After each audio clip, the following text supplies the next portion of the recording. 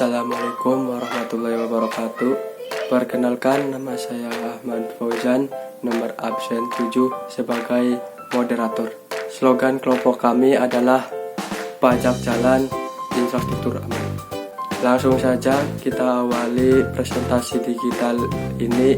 Yang pertama yaitu pemahaman pajak yang akan dibacakan oleh Dinda Nurisa. Perkenalkan, nama saya Dinda Nurisa, nomor absen 4. Pemahaman tentang pajak.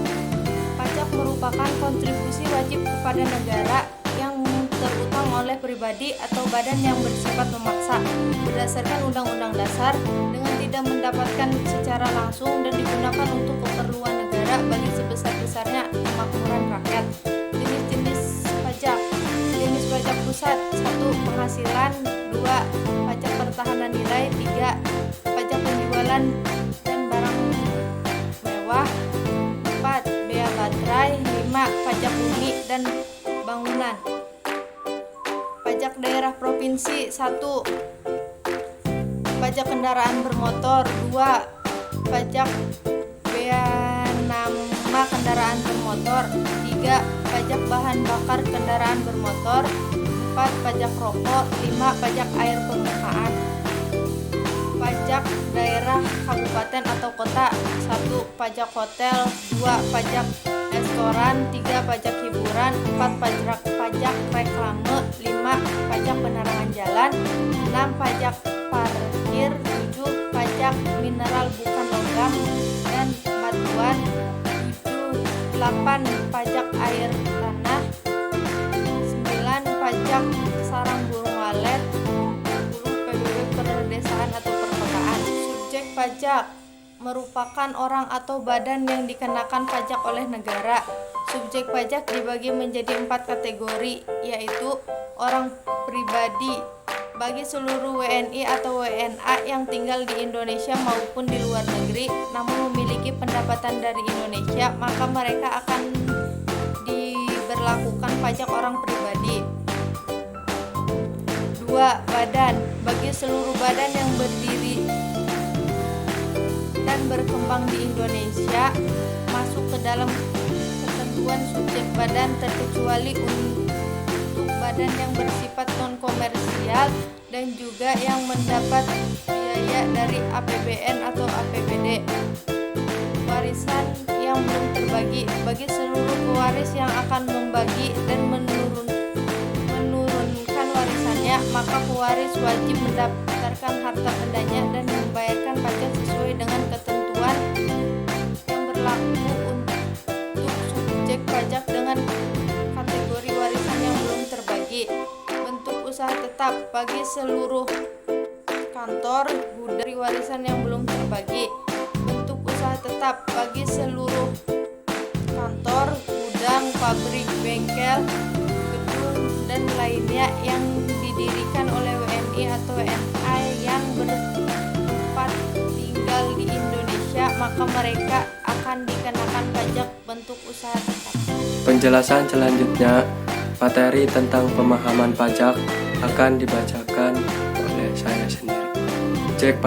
Objek pajak adalah penghasilan atau disebut juga setiap tambahan kemampuan ekonomis yang diterima atau diperoleh wajib pajak, baik yang berasal dari Indonesia maupun luar Indonesia, yang dapat dikonsumsi atau meningkatkan harta kekayaan wajib pajak yang bersangkutan dengan nama dan bentuk apapun, termasuk 1.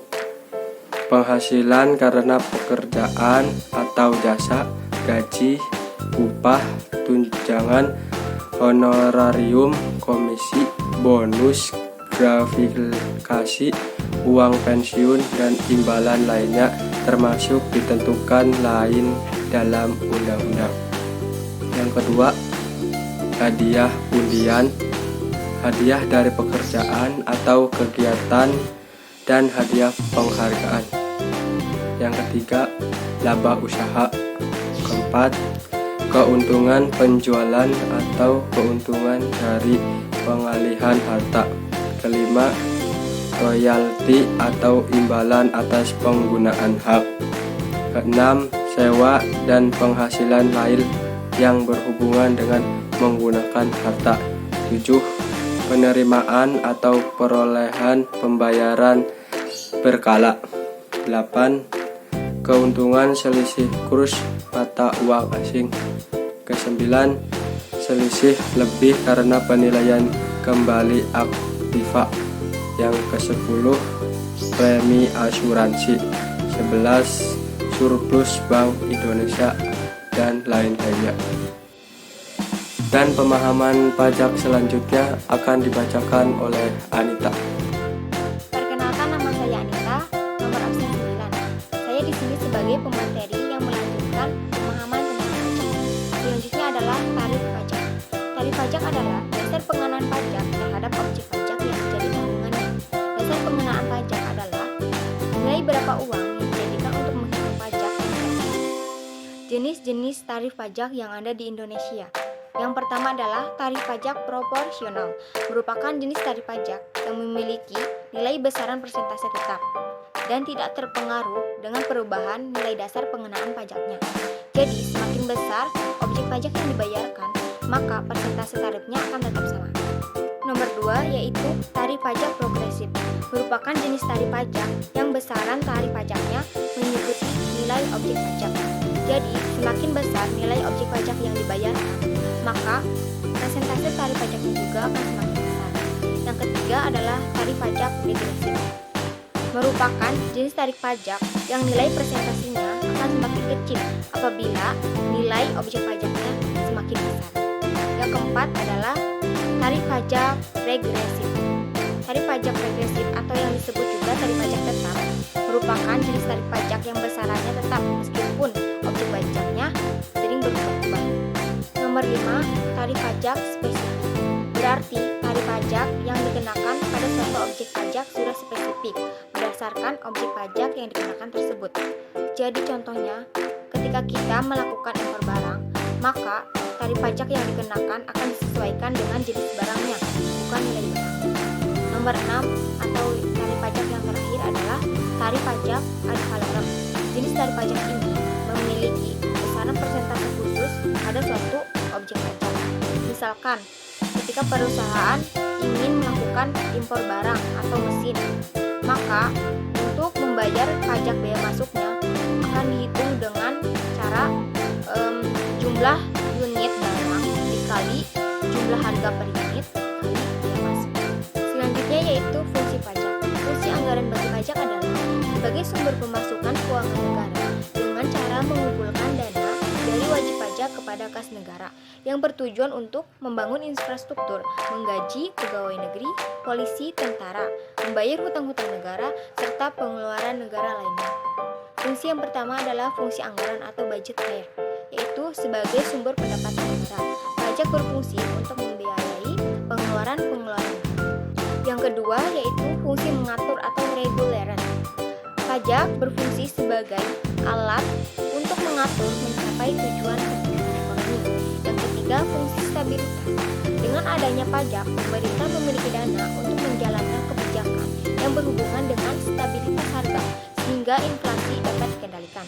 Hal ini bisa dilakukan dengan cara mengatur peredaran uang di masyarakat, memungut pajak, penggunaan pajak dengan efektif dan efisien. Nomor 4 atau yang terakhir adalah fungsi redistribusi pendapatan.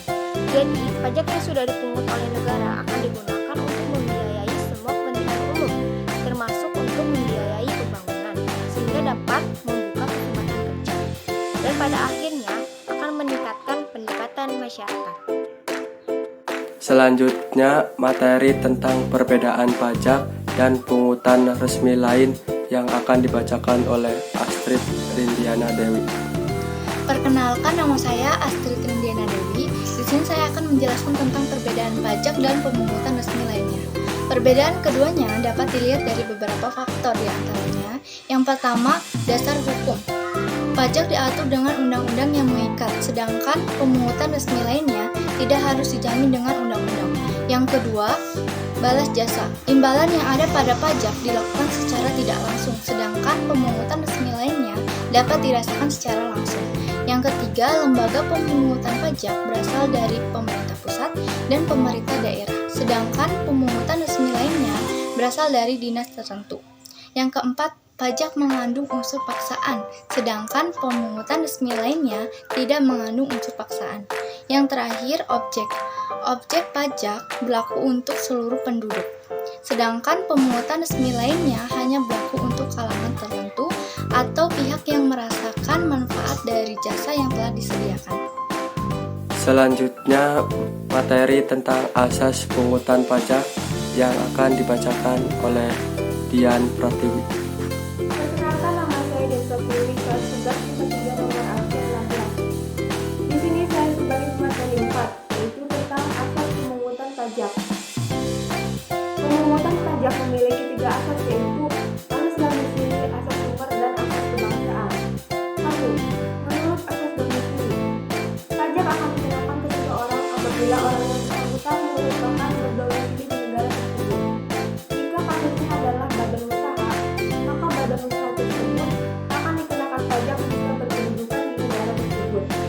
Asas domisili juga berhak mengenakan pajak kepada wajib pajak tanpa mempertimbangkan asal sumber pendapatan pihak tersebut. Yang kedua yaitu asas sumber. Sesuai dengan namanya, negara yang mengambil asas sumber akan mengenakan pajak atas penghasilan yang diterima seseorang atau badan dari sumber-sumber yang berada di sebuah negara. Oleh karena itu, wajib pajaknya tidak dipermasalahkan, karena yang jadi masalahnya adalah objek pajak yang berasal dari negara tersebut. Ketiga yaitu asas kebangsaan. Dalam asas kebangsaan, landasan pengenaan pajak adalah status kewarganegaraan dari orang atau badan yang memiliki penghasilan.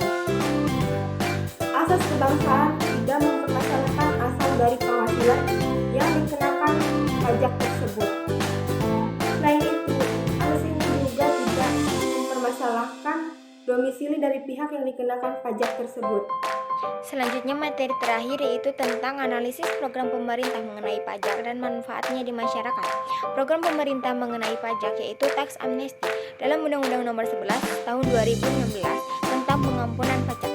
Tax amnesty adalah penghapusan pajak terutang namun tak dikendali sanksi administrasi, perpajakan dan sanksi pidana di bidang perpajakan. Cara ini dilakukan dengan mengungkapkan harta dan membayar uang tebusan seperti diatur dalam undang-undang. Subjek tax amnesty merupakan wajib pajak warga negara Indonesia baik yang memiliki NPWP maupun tidak. Selain itu, mereka yang belum melaporkan harta kekayaan secara rinci kepada negara seperti rumah, kendaraan, tabungan maupun lain-lain baik secara perseorangan maupun badan usaha merupakan wajib pajak tax amnesty. Syarat yang dipenuhi untuk tax amnesty: 1. Memiliki nomor pokok wajib pajak. 2. Membayar utang tebusan. 3. Melunasi seluruh tunggakan pajak. 4. Melunasi pajak yang tidak atau kurang dibayar atau melunasi pajak yang seharusnya tidak dikembalikan bagi wajib pajak yang sedang dilakukan pemeriksaan bukti, pemulaan, dan atau penyelidikan. 5. Mencapaikan SPT, PPh terakhir bagi wajib pajak yang telah memiliki kewajiban menyampaikan surat pemberitahuan tahunan pajak penghasilan. Dan keuntungannya bagi masyarakat adalah keuntungan tax amnesty siapapun yang mengikuti program ini memiliki keuntungan penghapusan pajak tentang baik PPh, pajak penghasilan, PPN, PPNBM, sanksi administrasi denda, dan sanksi pidana. Selain itu, mereka yang mengikuti program tax amnesty terbebas dari pemeriksaan data atas kekayaan yang dimiliki. Sekian presentasi digital dari kami, kurang lebihnya mohon maaf. Pajak jalan, infrastruktur aman. Wassalamualaikum warahmatullahi wabarakatuh.